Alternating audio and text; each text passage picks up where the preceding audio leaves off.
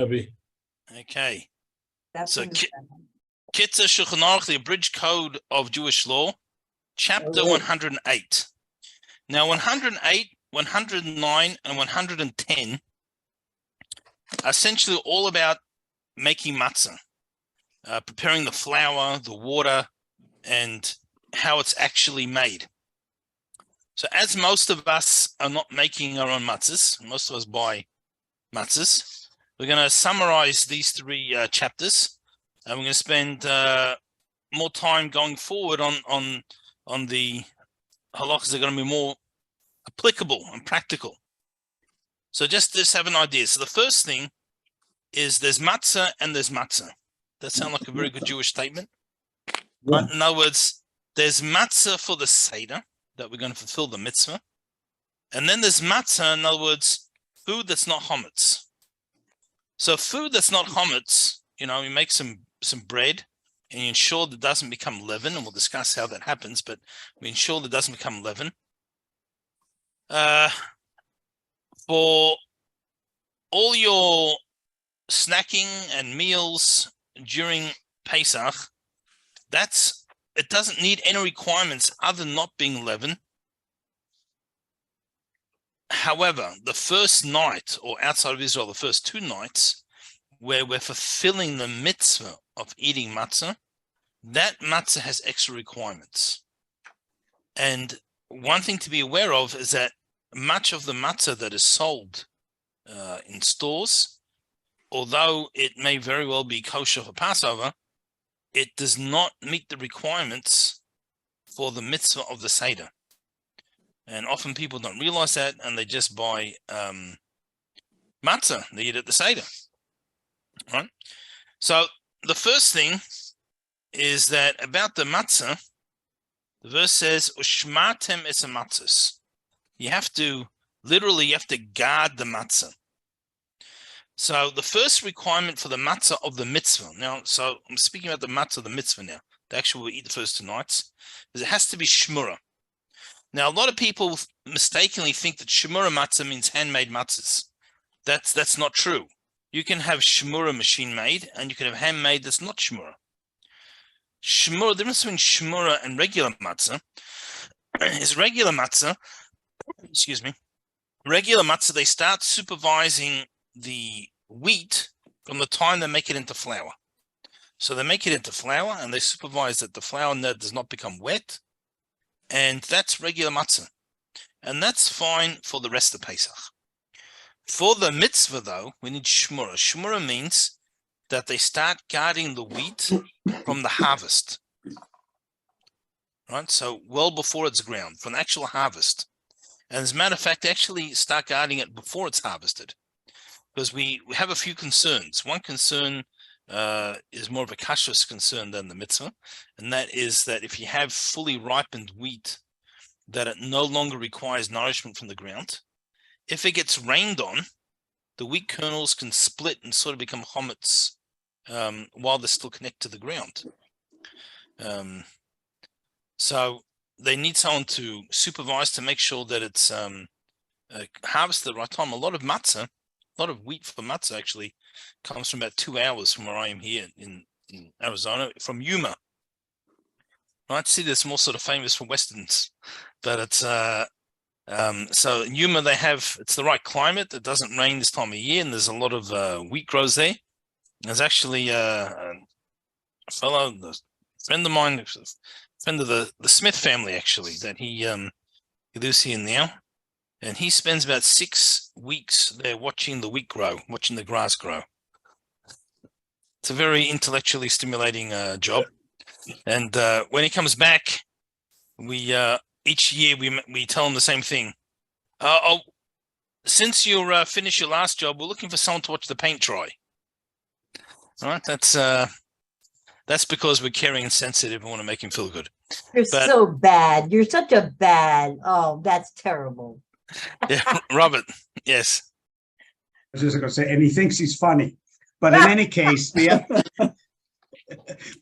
other question is, in the Hebrew side, it says shmura, but I never find the translation of shmura matzah in the English side. Am I wrong or? Why do they not do that? Guided. I think it'll depend on your edition. I'm sure there will be some that just say they have to guard, but yeah, I don't know. I don't know why they Okay, do that. just curious whether I guess it's easier than saying matzah made from flour. It's easier to say shmura matzah than say matzah made from flour. No, right. I mean, it's concise. It's concise by its definition. Right, but I don't see that. Yeah. It's almost, there are many Jews who may not know much about practices, whatever, but they know at least the word shmura got into, somewhat into the lingo. But they know they're supposed to get shmura matzah. Right. So there are brands of machine-made matzahs that are shmura. Right. By the way, Right. Not many, and I don't know if they bother making it, but they could, in theory, make handmade matzahs that are not shmura. Right. It's I like. I mean, I normally have rye that are chametz also. Right. Yes. Could also. Yeah. You're right. You could have. So I normally get rye matzahs. These are the Sidorim.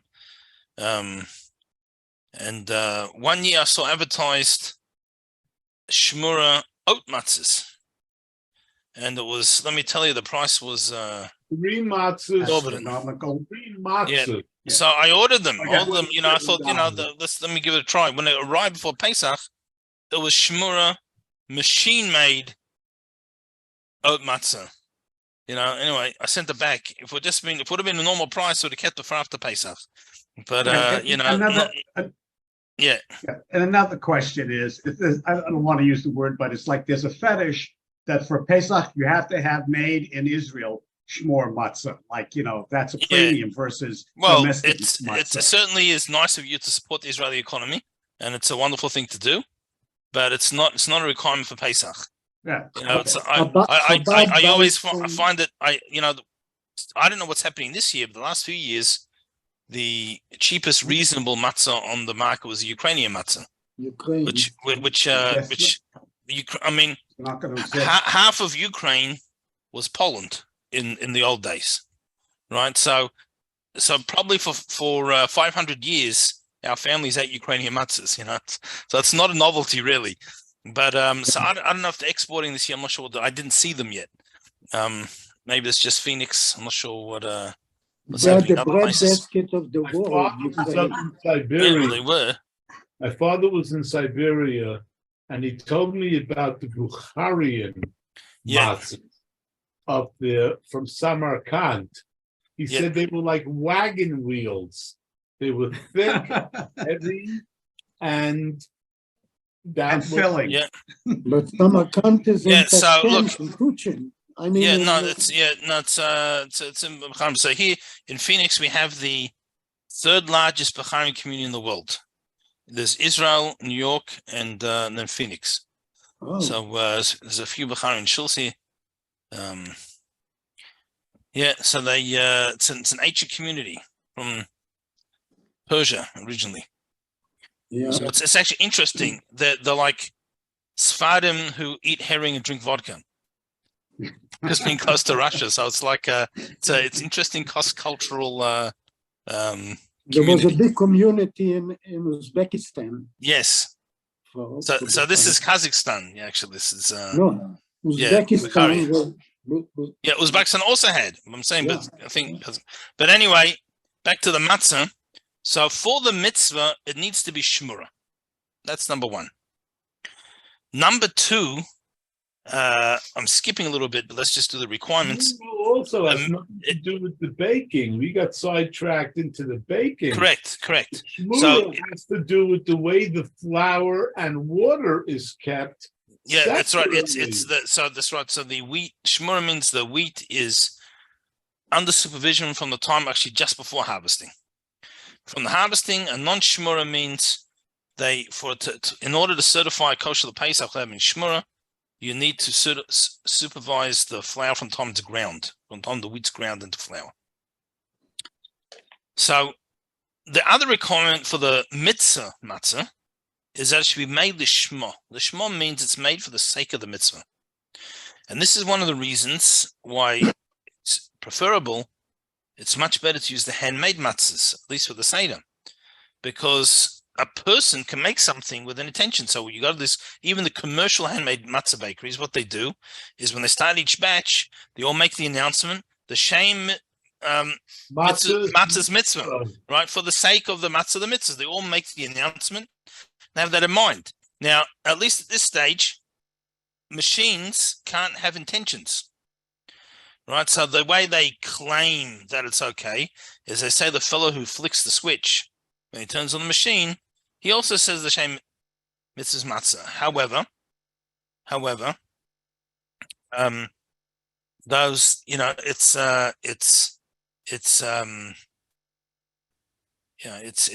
it's problematic, because although the person only when he flicks the switch, but that's not what's actually being made. It's not when it's being kneaded and prepared, right? So it really needs to be made with intention. And the third point is that Kabbalistically, at least, they really should be round. Matzah should be round for the mitzvah.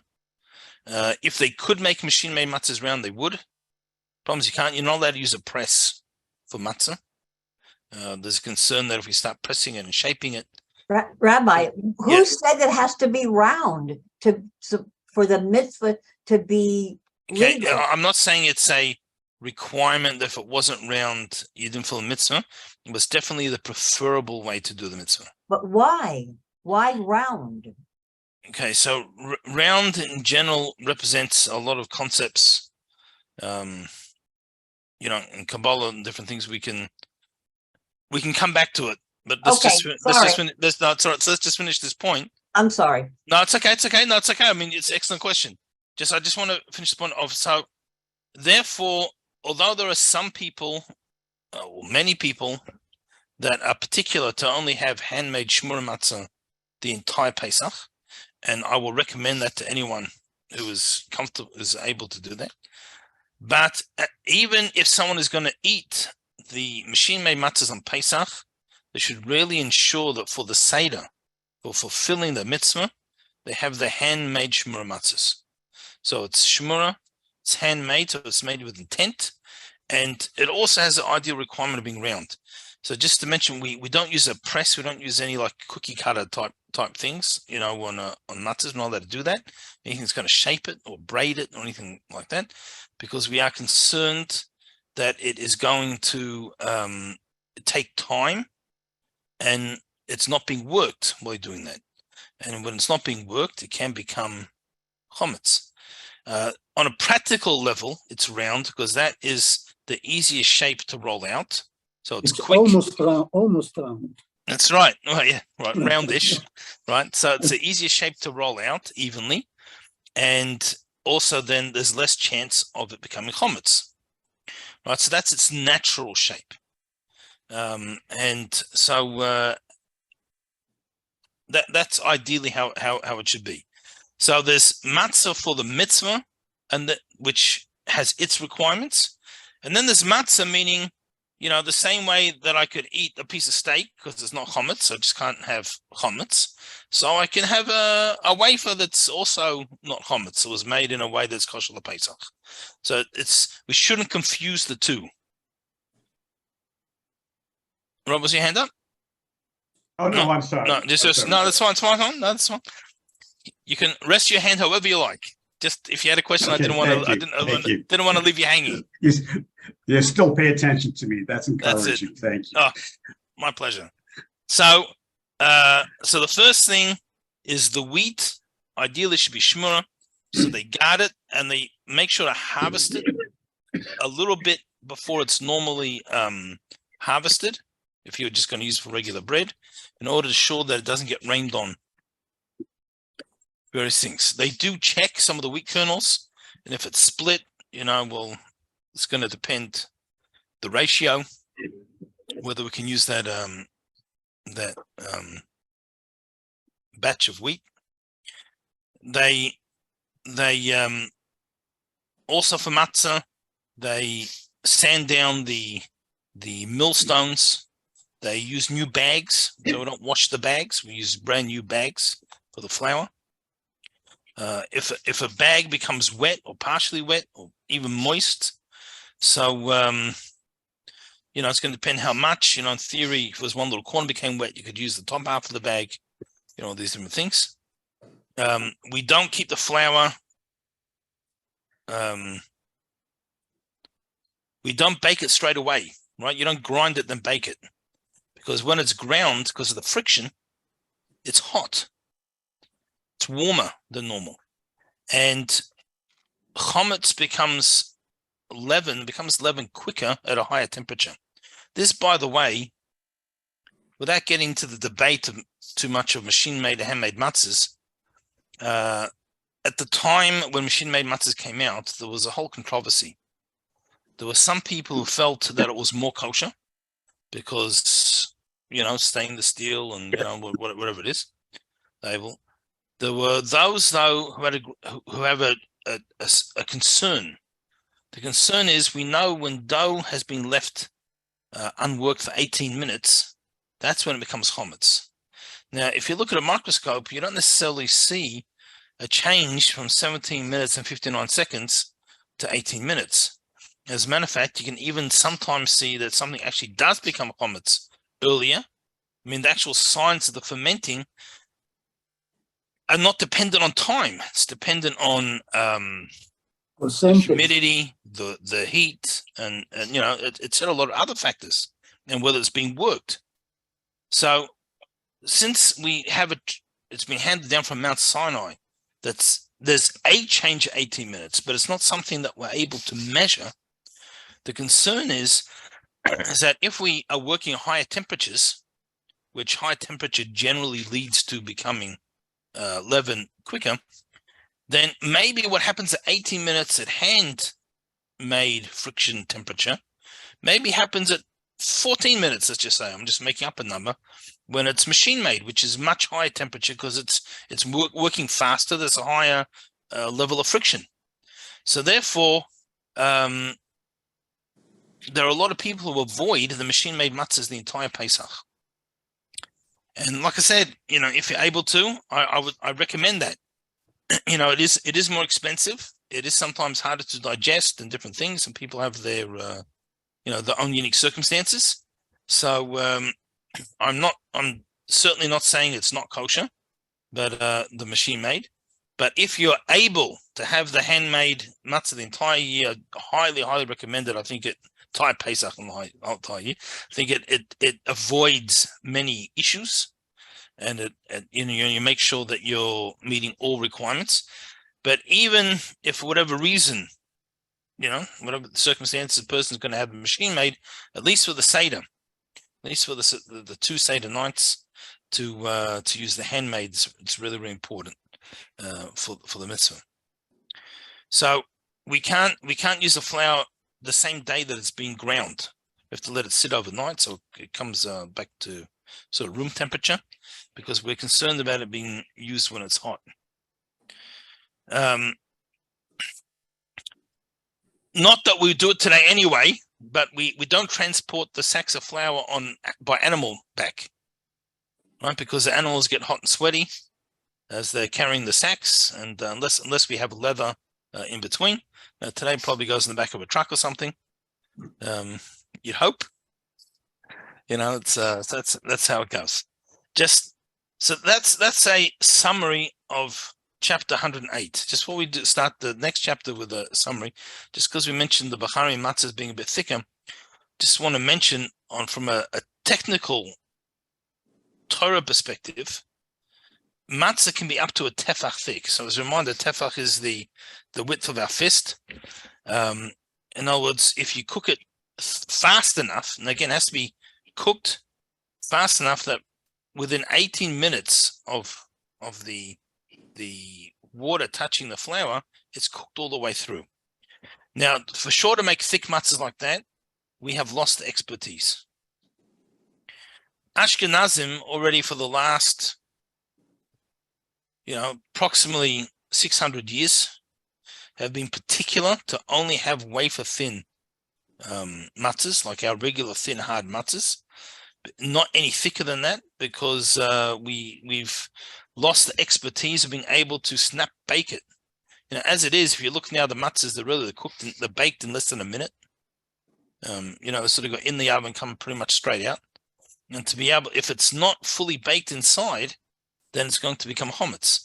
Or if it takes too long to bake, the heat will cause it to become chametz before it's baked. So it's very problematic to have it a little bit too thick. So that is why, you know, last 500-600 years, Ashkenazim have been very, very particular to only have very thin matzahs. Now, in the times of the Talmud, the matzahs were sort of like pita bread thickness. Now, they weren't pita bread because pita bread is chametz. That's what makes the pocket. It's the fermentation. So it definitely wasn't a pita. And it wasn't necessarily as thick as a pita, but it was a bit thicker and it was a bit softer. Again, not as soft as pita bread because it's not chametz, doesn't have the pocket, but softer than the matzah we use. And that's why, you know, you're talking about Hillel. He used to wrap the matzah, you know, it was like a, you know, like a sort of like a laffa, but not chametz, with some nice lamb and horseradish. You know, it was a bit of lettuce in there. It was delicious, right? It was something to look forward to, God willing.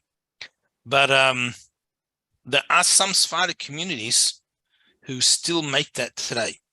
Now, again, a community that's had an unbroken tradition. It's certainly not my place to say that they can't use that.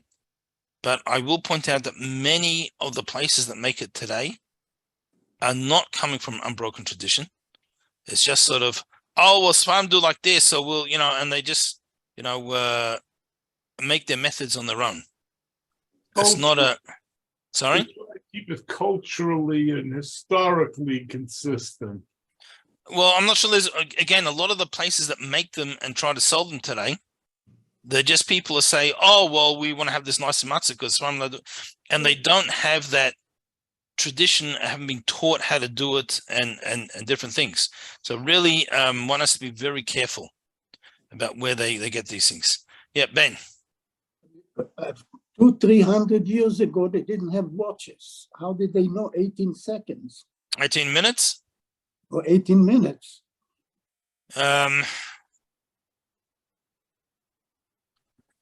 So I'll mention like this. 18 minutes means that it's not being worked. Right.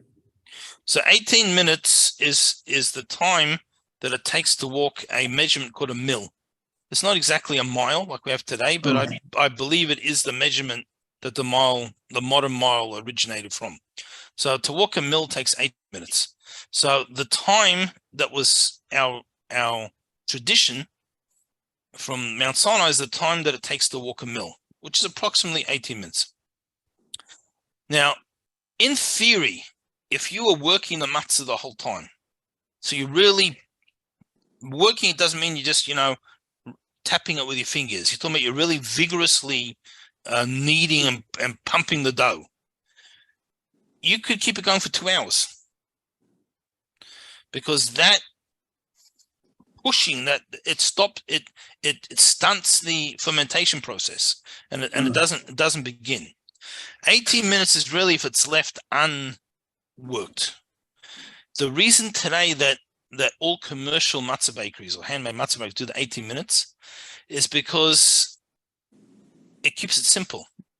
In other words, you're putting out all this dough. Well, there might be a piece left on the table that came off one of the ones that's being worked, and it's going to become chametz, and it'll get mixed into one that was being worked. Or, you know, there's going to be stuff stuck on the rolling pin, and it's been there longer than 18 minutes, and then you're going to roll it again, and so various things. So what they do is each batch, they do 18 minutes, they put the clock, which is something they didn't really do because in the past didn't have commercial matzah bakery. There wasn't commercial food production, full stop. You know, families, small communities came together and they made their matzah. Yeah. And so they were careful to make sure they did it properly. But today it's commercial. So today they have to put it by the clock. And they say, look, 18 minutes, and after 18 minutes, whatever's not baked, we throw it away. They take off the coverings from the table, put clean table coverings. They sand down the rollers. if they're wood or if they're stainless steel, they clean them, and a new batch is taken out while that batch has been cleaned. New batch of tools. So it's just in order to ensure. Now I have some friends that their family has a matzah, not a commercial matzah bakery, but in their basement they have a matzah oven, and they In make their our own. shul, they have a matzah bakery every year. Yeah, and they make their own matzahs, Yeah. and they're not worried about the 18 minutes. I mean, they don't keep it 2 hours. No, they are worried about Yeah. everything. Well, over there they probably see what happens is again, and a lot of places we still want to be careful of 18 minutes because everyone's an amateur. Yeah. I mean that in the nicest way. But As- we're not used to really kneading like this by hand. Even if we make bread at home, we've got our mixing machine and different things. So it's because of Anybody that. in the neighborhood can come and bake their matzah. Yeah. So we want to try and be strict. But this friend of mine, they've been making their own matzahs. The family has been making their own matzahs for, I don't know, 50, 60 years, maybe more. And they're not so worried about 18 minutes. It takes 24 minutes, but they make sure they're working it. They're really pounding it. And they put it one family member's in charge to make sure to watch everyone. In my yeshiva days, I remember we used to go before Pesach to go work at the matzah bakeries. But there, it's like a machine. You have the full-time workers who are the people handling the rods, both the ones they use to put the matzahs in and the ones they use to take the matzah. You have the platters to take them out. Yeah. But everything, those poles are wooden and they got sanded down Yes. after using them. Yeah. The other ones were the platter ones, they had no problem. They just did it. But from the time they would finish the Shem Mitzvah, they started working on the kneading. When they called it, they like a whistle blew, and then it was the rollers going over it to make the holes in both directions. That's how you have the holes made. You have these rollers that go over them. That's right. And everything like boom, boom, boom, boom, and then all the paper over the tables got ripped up and thrown out in one direction. Everything was always in one direction. You couldn't even walk the other way because you were then going from the end to the na. And it was a trip. That's right. So by again, those things aren't necessarily requirements, but by doing it that way, it avoids any accidents, any problems, and so that's why today they're quite particular about the 18 minutes. All right, so I guess we run out of time for today. We'll continue tomorrow, God willing. So Thank you. we'll fire up your next ovens in the week, right? meantime. Class. Very interesting in- class. Goodbye, next everyone. week. Thank you. Bye-bye. Right. Zeitgesund. Have a great week, everyone.